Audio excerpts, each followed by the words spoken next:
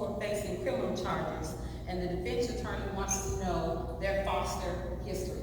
I've seen youth facing criminal charges that include capital murder, death penalty, behind some behaviors that they exhibited as an adult, where they're trying to reach back, find out what happened to them as a child. That is concerning. Foster youth are not going to disappear when they become 18. They're going to become older adults. They're going to have issues with not having a permanent home, any type of anchors or any type of connections to the community, or anything that can just help them understand and navigate life. I know when I was 17, I needed my mom just as much as I needed her at 15. When I was 18, I needed her just as much as I needed her at 16, and I'm sure the same for you. So we have a tragedy beholding in front of our eyes when we have foster youth aging out of care. They don't have what they need to navigate this life. And we don't want to see young kids, 5, 6, 7, 8, 9, 10, 11, 12, eventually going to prison because someone was not available to intercede and interject in their life. We have to act now. I know that there's a saying that it's easier to build strong children than repair broken men and or women. That's a quote from Frederick Douglass. But let's just kind of, since we're in church, I'm going to take it to the Bible. Matthew 28:19, you're to make disciples of all men. There's no age restriction on that, as it says all. So that means at the youngest age, if we can get involved with a child's life and disciple them, we should do so. And adoption is a form of discipling family. When you bring that child into your home, you're going to teach them the ways of your home, including the ways of the Lord. Proverbs says we are to train up a child in the way that they should go. And when they are old, they will not depart. I am here to encourage you to be a part of the system that is going to provide solutions to children at this time and in their later years of life. Even if you can't adopt a child, be a foster parent, if you cannot do that, you need to support the system that is going to impact and make positive outcomes for children. Again, I welcome you to my church, and I hope that I've encouraged you to be more active in the child welfare system that is making a difference in the lives of young Texans. Thank you. Amen.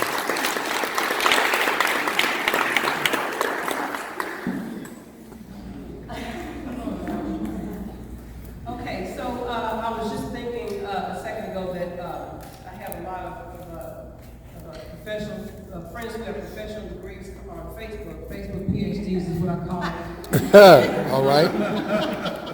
Those doctors tend to have really strong opinions whenever there's a CPS case that comes up or a child abuse and neglect case that comes up. And I always say, the system doesn't make those decisions alone. And nobody ever really has thinks through putting a face to the people who are actually doing that very hard work.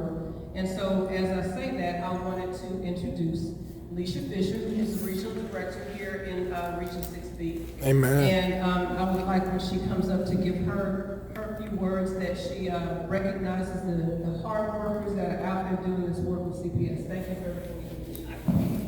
Amen. It really is important to recognize and remember something. And I'm like Bridget, and I like to say a quote. And the quote is, orphan care isn't about one church doing it all. It's about all churches doing something. Can we all agree to that? Yes. Okay, then let's try it again. Orphan care isn't about one church doing it all. It's about all our churches doing something. If you agree with me, give me a round of applause. That's good. That's good. It takes a village to help support our children and our families. Today, you're here, and I'm recognizing you as a part of that village. It is not something that we take and run with by ourselves. It is an agency that depends upon our community, that depends upon our churches, that depends upon you. And as I tell my staff every day, a child's life is in your hands. Well, guess what? That means you today as well. A child is depending on you to help find them a forever home. So I want you to close your eyes for a moment. I want you to walk in the space of a child. There are 52,000 children that were in custody of the department last year. 52. They didn't have a family to call their own because they were in the system. How does that make your heart feel right now? Of those 52,000 children, 11,000 were African American, 21,000 were Hispanic. They did not have a family to call of their own. Where does that believe that you are right now? In this region, as I am speaking, 702 African American children and 525 Hispanic children need your help. I am CPS. I am knocking on your door. I am asking for your help for a child. I am asking you to open your heart, to open your mind, to open the understanding that God has called you to a place where every child needs you. Open your eyes. Where does that leave you? What can you do? If you walk away from here today saying, I can't be a foster parent, that's fine. That's okay. But I'm telling you and I'm asking you that you can do something. Every day, my staff, along with myself, we focus on every child every day because we are touching their lives in some way. And I look at it from the standpoint of we are a part of their story. All of us have been connected in some way to someone, whether that's a grandparent, a godparent, an aunt, an uncle, whomever that may be. Someone was in your life that pushed you, that challenged you, that loved you, that cared for you, that nurtured you. There are a lot of children today who do not have that. We have an opportunity to be a blessing to others through serving, through mentoring, through advocating, through bringing them to your church. And that's the other piece. Our children want to go to church. They want to be a part of a worshiping family, but sometimes we can't get them there. What can you do to bring them into your fold? What can you do to bring them into your home? Think about the ways that you can impact a child's life. One of the things that Bridget said is that they come into this system because they were abused or neglected. They came into this system not by choice, but by concern of others such as yourself, by the need of protection, by the need of families being sought. It's a responsibility that the agency members who are here, we take wholeheartedly into ourselves. So if you're here for DFPS, please stand up.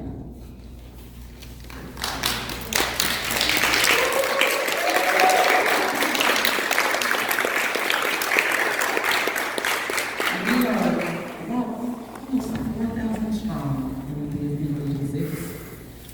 We spend time with each other on a daily basis.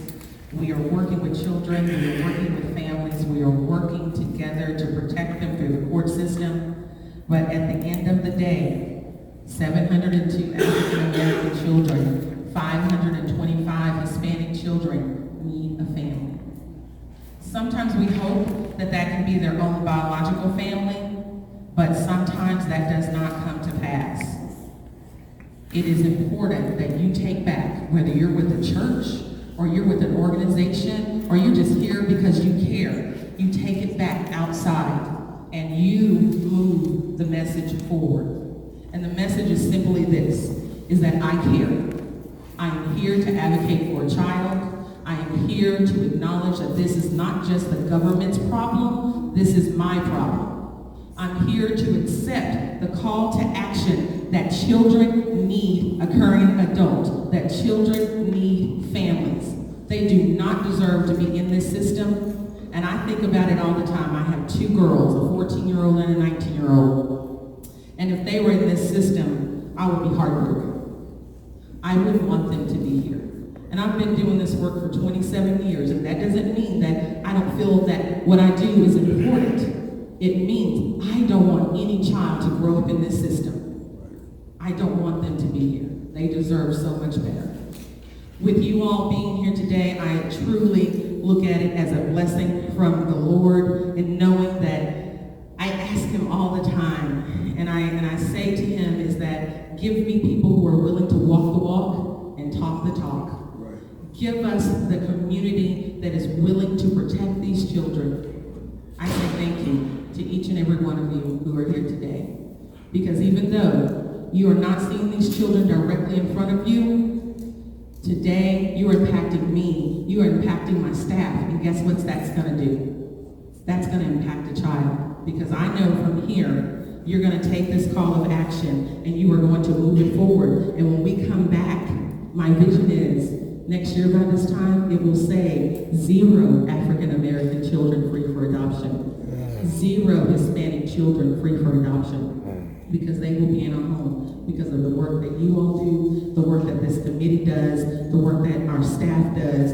It takes a village. So it isn't about one church doing it all. It's about all churches doing something. God bless you. Thank you all for being here. To the committee, I appreciate you. I'm so blessed and so in awe that you chose to come to Region 6B. And my 12 counties, I know that we will do something big with you guys being here. Thank you.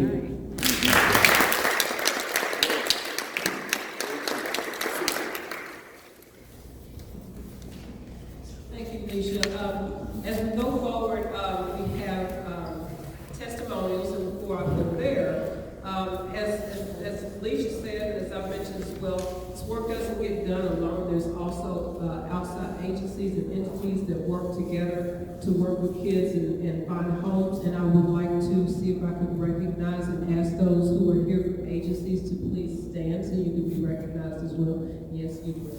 Stand right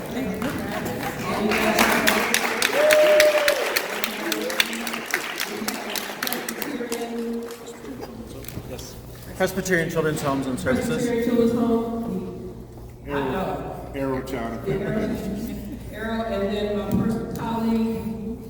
From Houston Achievement Place, then at Delasport. And they're all here. If you have questions about wanting to become foster and adoptive parents, they have a lot of great information. There is not just one that can do this work, and so I really wanted to thank them for coming. I worked on the inside and I worked on the outside, so I really appreciate you guys for coming. We also have CASA that's here in the back. Please stand.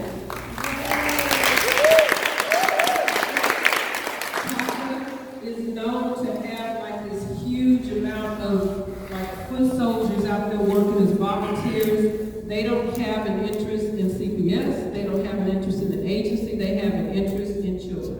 And they don't care who they got to make mad to advocate for kids, right? And all around us. So I appreciate you guys' work. They have a huge program in Fort Bend.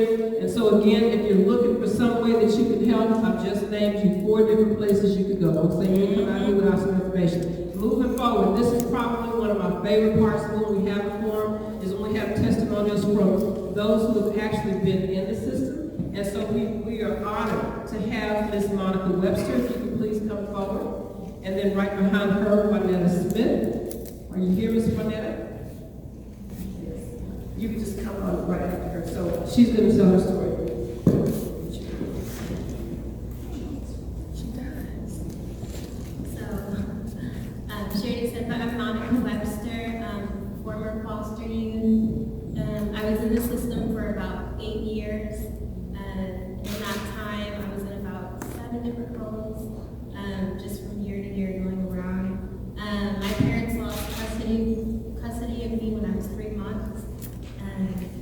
And we were living in a burned down house, and one of the neighbors called and reported it, and that's when we were taken away. During my time in foster care, I felt unwanted. I didn't feel loved because I knew that as soon as I messed up, the home that I was in, they would be ready to give me away to the next home. Going through that process, I felt a lot of anger at God. I wasn't a Christian at that time because I felt like I only wanted parents. That's it. That's all I wanted. And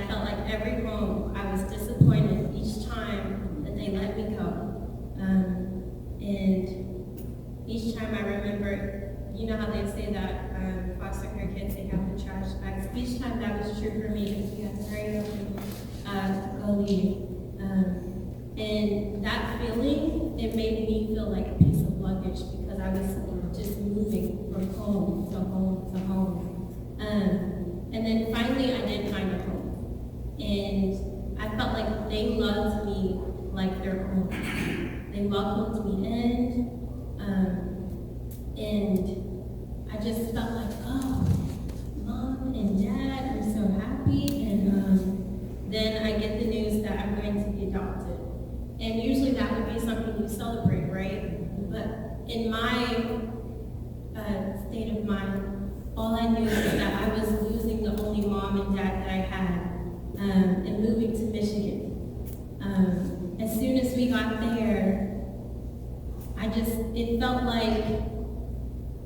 it just felt like I was a fish out of water. I didn't know who the people were who were adopting me. I didn't know if they were gonna keep me. I didn't know if I messed up, if they were just gonna let me go. I was scared. And I still felt that anger. And they welcomed me into their church family. And from the move, I lost everything that I had, all the clothes I had in the U-Haul, I believe, they'd been lost. And my church friends and family, they realized that, and they all started to get together and donate clothes. And for the first time in my life, I didn't feel like a charity case. I felt like they loved me and they were looking after me. And a lot of the ladies there, they took me under their wing and they would meet with me and they would say, Monica, how is your walk with God? And I would tell them, I'm not ready. I'm still angry. Like, I want my mom. I want to know my dad. I want to know my sister. Because we were together and then they split us apart to different homes.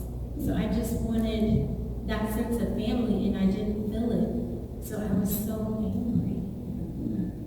And then finally, with all their love and their dedication and their support, I did come to God because I realized that if they can love me, then I do have a God that loves me. And they showed me that love.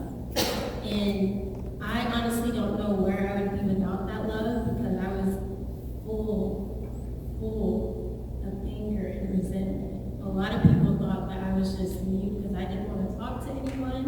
I didn't want to have anything to do with anyone. I walked around with my head down, and now I walk around with my head up, and I'm ready to tell people my story, and I'm ready to share. And yes, it's vulnerable, but I want everyone to know that when you come into a child's life and you're a part of it, you do make a difference.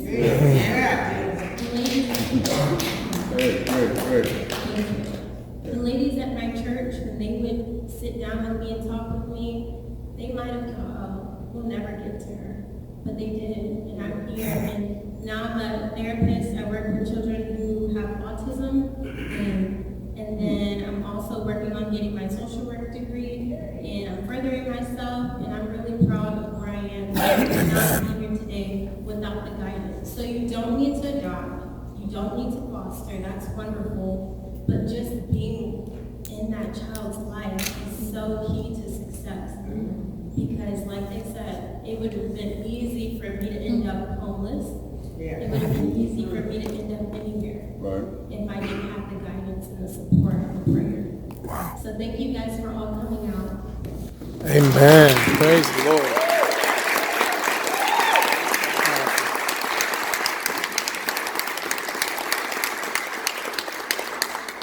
Everybody, I'm the only one that has like a book of notes for y'all.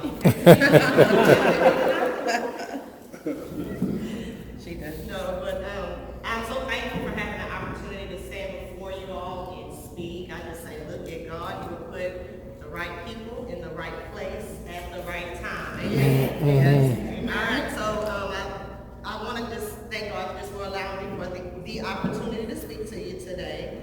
My name is Juanetta Smith. I was previously in foster care. I aged out of foster care, and I have been working with the department for about 11 years now. I currently train people that want to become foster and adoptive parents. Wow. So I need all y'all to fill out your application. But I am in the outer counties. Like I said, I aged out of the foster care system. I would love to share with y'all my whole story, but I know time doesn't allow tonight. But I do want to just touch on a few things. I entered into the foster care system when I was about 13 years old. Before this time, my parents were great people. My dad was in the Air Force, my mom was a stay-at-home mom. We had fun together, she taught me things. And then about at the age of 8, she was introduced to crack cocaine. And everything that happened from 8 to 13 pretty much came with that territory. When I got into foster care, I was mad at the world, I was mad at the caseworkers, I was mad at whoever called, and actually in my case, my older sister actually called CPS on us because she was tired of living that lifestyle. We were raised up one way, like I said, until about the age of 8, and then she just got to her breaking point. She ended up getting pregnant, and she just felt like she just could not do this type of life anymore. So she called in an intake, and CPS came out, and actually what happened was when CPS came out the first time, they removed all of my siblings, and when I got wind of that, like I've heard, I tried to avoid CPS at all costs, and it was not until one lovely day that I went to juvenile and they caught me, right? When I came into foster care, I didn't feel lovable, I didn't feel capable, I didn't feel worthwhile. I just felt like everything in the whole world was against me. I moved around to a couple of different placements before I was actually placed in my first and last foster home with Pauline and Henry Jackson. We are in Region 7 of Lincoln, Texas. Anybody ever heard of Lincoln, Texas? No? Exactly. Me either. It's really rural out there. All right. I graduated with a class of 15 people. So that should tell you something. But I'm so grateful for the opportunity for God putting the right people in the right place at the right time. Right. My foster parents have been fostering for some time when I actually went there, when they accepted my placement, which secretly I think that they might have thought several times that they probably shouldn't have accepted my placement after the chaos that I caused in that house. But it was not out of everything I did, all the behaviors that I exhibited were all out of hurt, anger. My parents didn't love me. Why should anybody else love me? I'm just not lovable, right? I was broken. You talk about broken places, I was there. And I never thought that I would actually come out. But thank God for Pauline and Henry Jackson, who technically unofficially adopted me because they just been stuck with me since the day I entered their home back in 1998, right? I've been skipping all around, I'm sorry.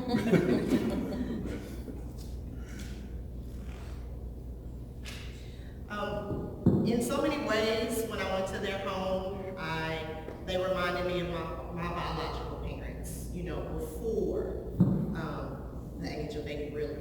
It didn't matter what I did, how bad I was, how much I cussed, I stole, I fought just because I felt like it. They never gave up on me, ever gave up on me. They saw me through all of my hurt. It was like she was just looking past, like, oh baby, that's hurt. You hurt. Come here, let me hug you. Let me give you some love, because this is not what God made you. It wasn't until I moved with my foster parents that I started to I was introduced to Jesus Christ, my Lord and Savior, right? And so from that point on, I had a relationship with Him. I thank God that because of them, I was able to be saved, right? Because He used them just as a tool to get me to where He really needed me to be. So I'm displaying all of these behaviors, and then they never gave up on me. What I do know is that out of everything that I did, every lesson that I had to learn, the good, the bad, and the ugly, they were always right there. They were right there to catch me when I fell. They were right there when they saw that look on my face, you know, my one eye only one way and the other way, right before I got ready to explode. And she tried to, my foster mom had to de-escalate me. It's like she knew, you know, it's like, I start twitching, let me get over here by one another. Because we about to go all the way to the left.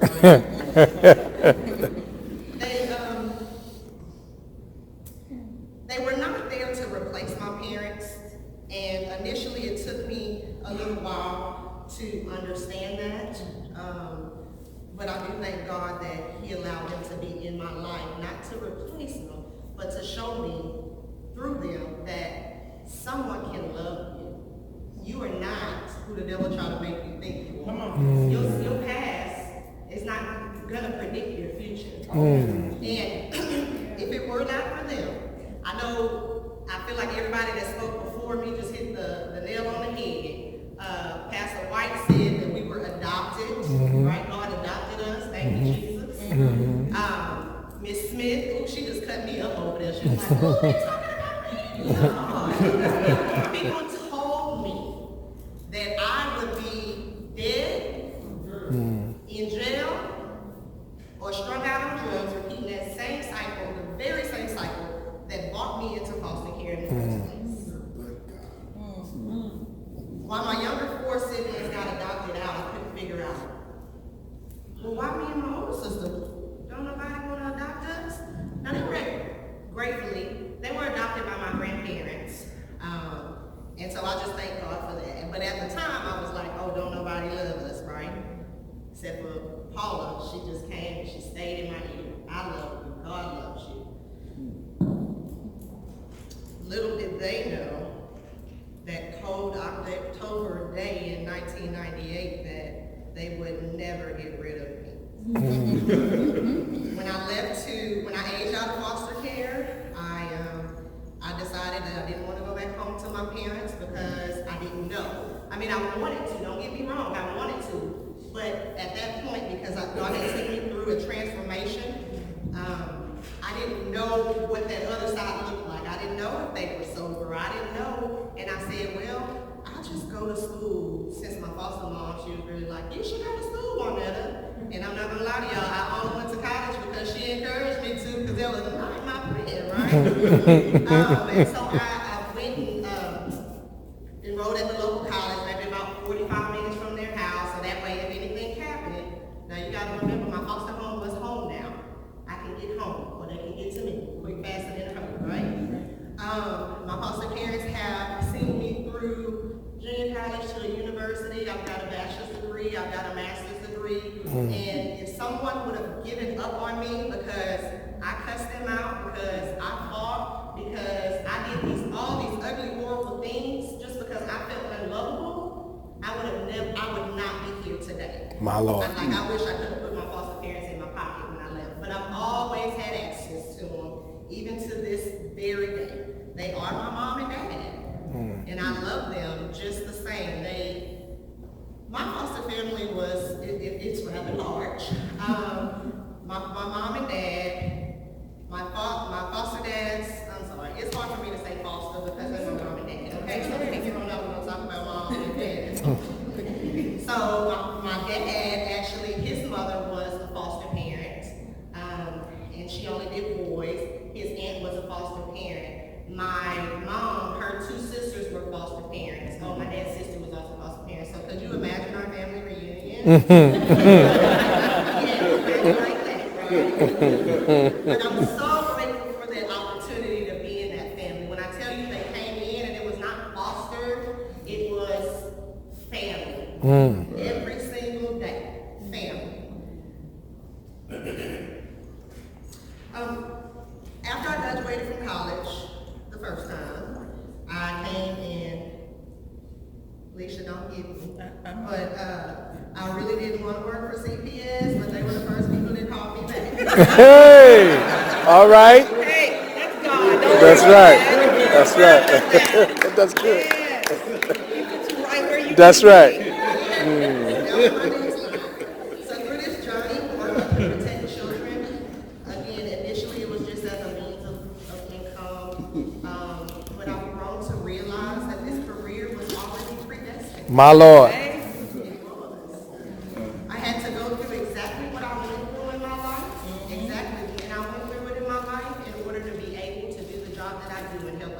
I know Ms. Fisher said it takes a village to raise a child, and I agree with that. Period. Because they say blood cancers everywhere now, period. However, I've always felt like it can be done by one person. All it takes is one person to say, yes, I'm going to do this. Yes, I'm going to stick in with it, here with this child. Yes, I can see past her hurt. Yes, God, you're going to have to help me. Yeah. But we can do it because we can do all things through Christ. Just that one. My Lord. Just that one. Every child deserves that one person. I'll leave you guys with this. My mom used to always, my foster mom, my mom used to always tell me all the time, and this is forever embedded in my heart and in my mind, and it just, really I wanted it to go away at times, but it won't, it's stuck. She used to say, Juanetta, the world doesn't owe you anything. You owe the world. So what is your contribution to this world going to be? Wow. I pose the same question to you all today. What is your contribution to the children of in this world going to be? Remember that on your worst day, you are a child's best hope, or you can be. Yes. Thank you so much for your time.